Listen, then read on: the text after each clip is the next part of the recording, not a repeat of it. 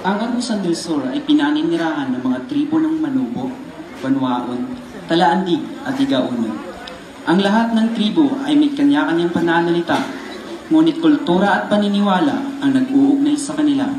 Sa Agusan del Sur din makikita ang Umadjaw River, Ihawan, Panlabuhan, Simulaw at ang Agusan River.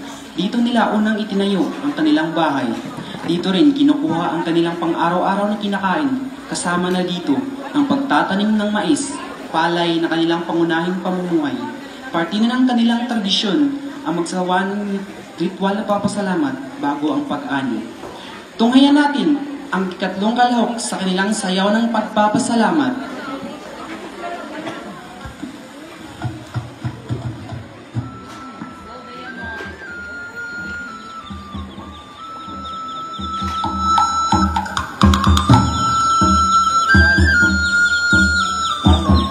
Inaalay natin ang palay para sa pagpapasalamat.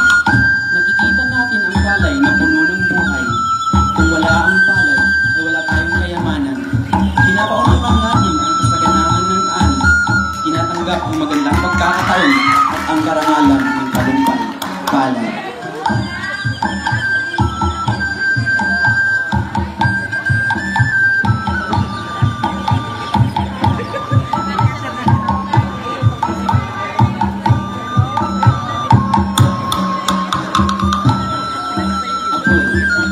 Nakikita natin ang apoy bilang kapangyarihan.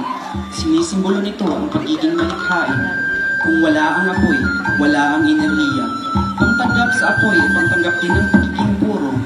Mapapaliwanagan ng pagkakagusto sa apoy ay pagkakagusto din sa pagkakaroon ng kaalaman at karunungan. Apoy.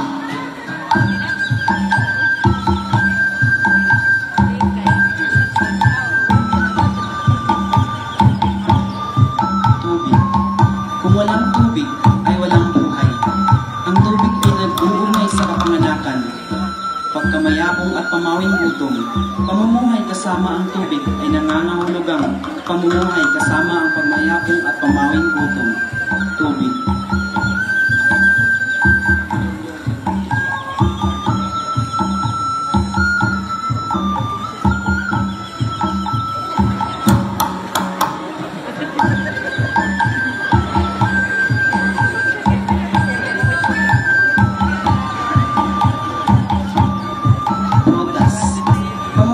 Kasama ang prutas ay pamumuhay rin kasama ang kasaganahan at kasiyahan. Kung wala ang prutas, ang ating buhay ay hindi masagana. Pagkakagustos ng prutas, nangangahulugang pagkakagusto din sa pamumuhay sa kasaganahan at kasiyahan. Salamat, magbabadya.